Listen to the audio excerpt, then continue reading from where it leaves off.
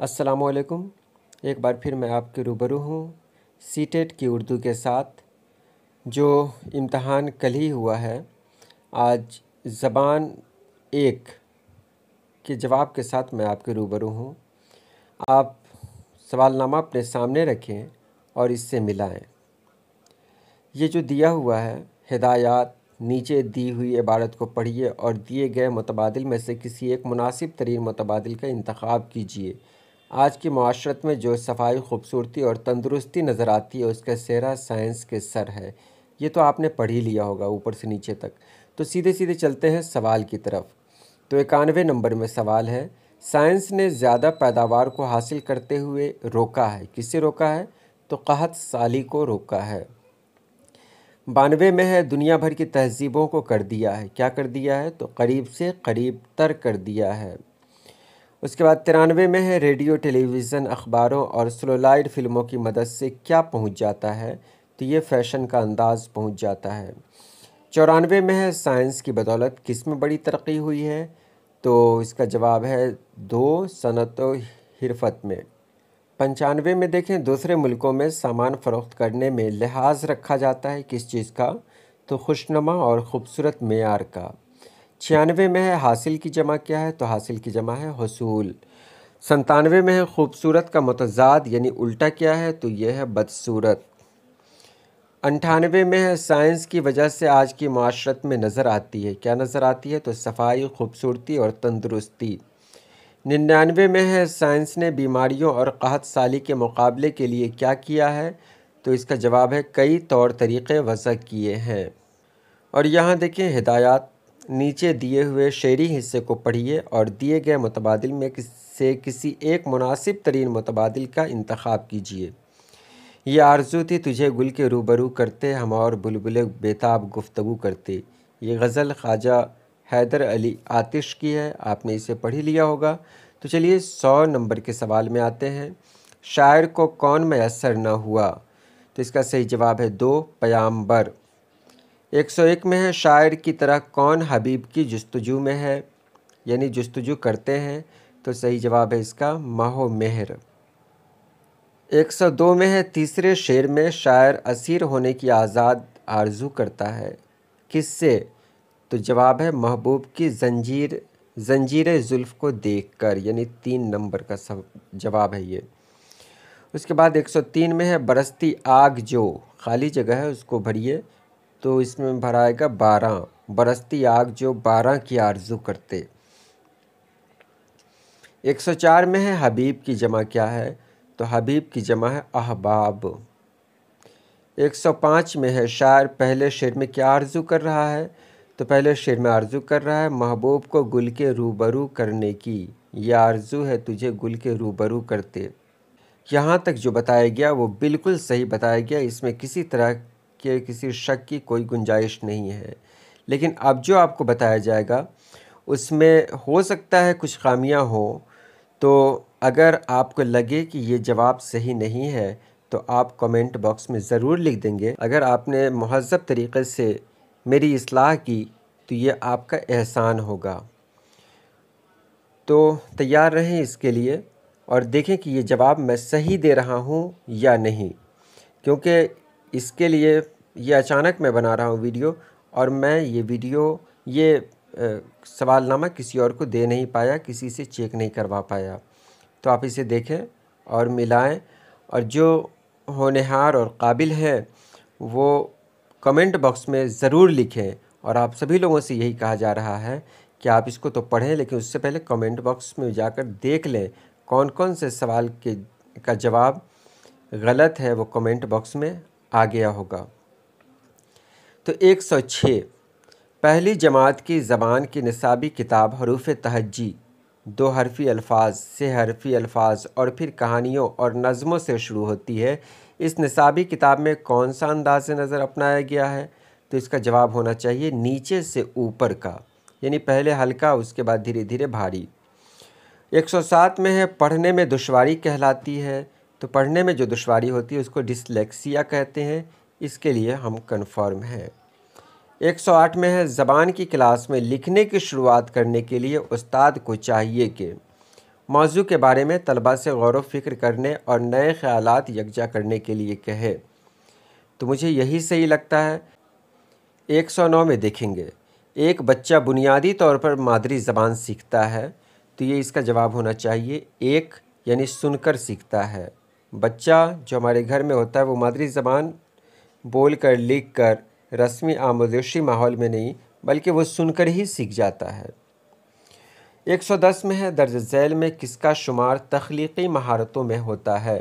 یہ جواب میں آپ کے لیے چھوڑ دے رہا ہوں۔ تخلیقی مہارتوں میں کس کا شمار ہوتا ہے؟ پڑھنا اور لکھنا، پڑھنا اور سننا، بولنا اور لکھنا، بولنا اور سننا، کیونکہ مجھے اس پر شک ہے، تو آپ اس کے بارے میں بہتر بتا سکتے ہیں۔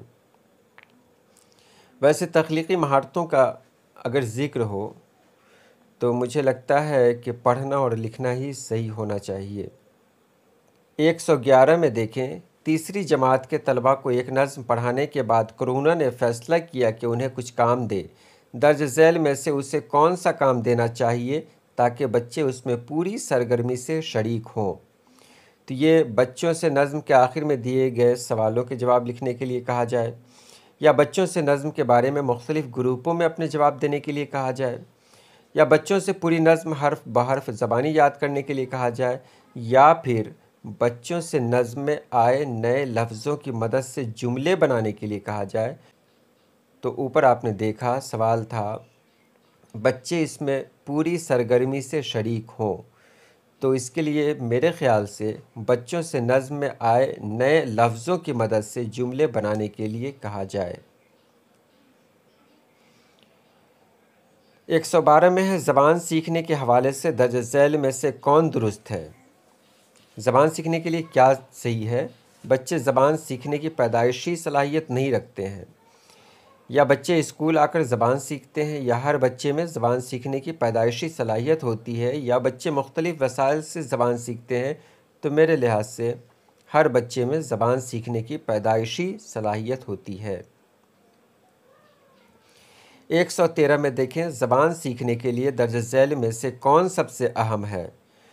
تو تدریسی آموزشی مواد یعنی TLM، مجھے نہیں لگتا ہے کہ اس کی ضرورت ہوگی۔ سماجی تعامل، کتابیں پڑھنا، فلمیں یا ڈرامے دیکھنا، تو مجھے لگتا ہے کہ زبان سیکھنے کے لیے سب سے زیادہ اگر معاون کچھ ہے تو وہ کتابیں پڑھنا ہی ہے۔ اس کے بعد ہے 114 میں، سبق میں تصویر یا وضاحتی تصویر کا استعمال کس طور پر ہوتا ہے؟ سبق میں جو تصویر دی ہوتی ہے اس کا مطلب کیا ہوتا ہے؟ تو اس کا جواب جو میں نے دیا ہے تو وہ یہ دیا ہے کہ یہ جامد تصورات کو سمجھنے میں معاون ہوتے ہیں۔ بالکل صحیح، کہ بچوں کے اندر ایک تصور ابھر کر آتا ہے اس تصویر کو دیکھنے کے بعد۔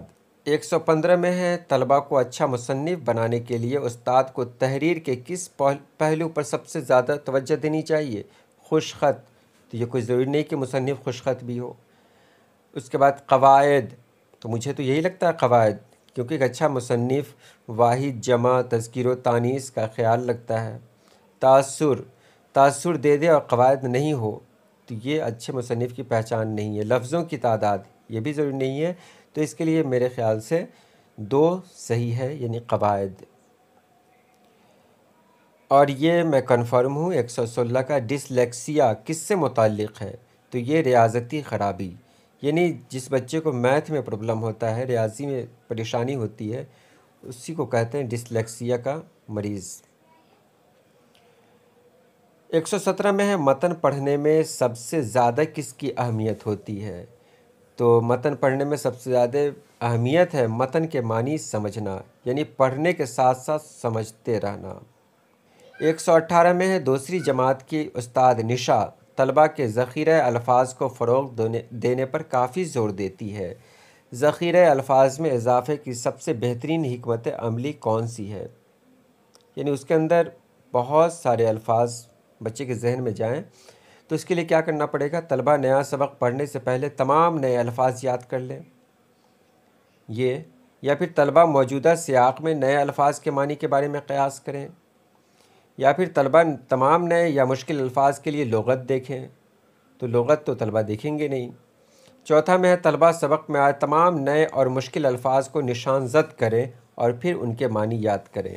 یہ میرے خیال سے صحیح ہے۔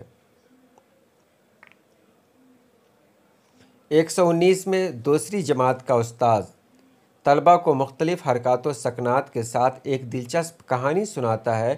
پوری کہانی سنانے کے بعد کچھ طلبہ سے کہتا ہے کہ وہ اس کہانی کو اپنے لفظوں میں دوبارہ بیان کریں۔ ایسا کر کے وہ کیا جانچنے کی کوشش کرتا ہے؟ تو میرے خیال سے وہ بولنے کی صلاحیت کو جانچنے کی کوشش کرتا ہے۔ 120 نمبر سوال میں ہے، کلاس روم کی دیواروں پر بہترین تصاویر ہونے کا مطلب کیا ہے؟ تو اس کا کلاس روم کی دیواریں رنگین ہیں؟ نہیں، بالکل نہیں۔ یا تیسرے نمبر میں حروف تہجی کے بڑے بڑے چارٹ کو چسپاں کرنا، یہ بھی صحیح نہیں کہ اس سے صرف ہم حروف تہجی کے بارے میں ہی جان پائیں گے۔ مختلف نظموں کو ان کے وضاحتی تصویروں کے ساتھ دیواروں پر پرنٹ کرنا، میرے خیال سے یہ بھی صحیح نہیں۔ تو پڑھائے جانے والے تصورات سے متعلق تحریری مواد کو دیواروں پر چسپاں کرنا، یہ میرے خیال سے بالکل صحیح ہے کہ ہم جو پڑھا رہے ہیں اس میں کس کس چیز کی ضرورت ہے اس کو ہم دیواروں پہ لگائیں۔ تو یہ 15 سوالات ایسے تھے جس میں میں خود پوری طرح سے کنفرم نہیں ہوں، اس لیے آپ سے گزارش ہے کہ اگر آپ کو کچھ لگتا ہے کہ کچھ کمی ہے، کچھ غلطی ہے، تو آپ کمنٹ باکس میں ضرور لکھیں۔ اور ہاں، اس میں گھبرائیں نہیں، ایک دوسرے کی اصلاح کرنی چاہیے، یہ ہمارے لیے بہتر ہے، اور اصلاح کو قبول کرنا یہ بھی ہمارا فرض ہے۔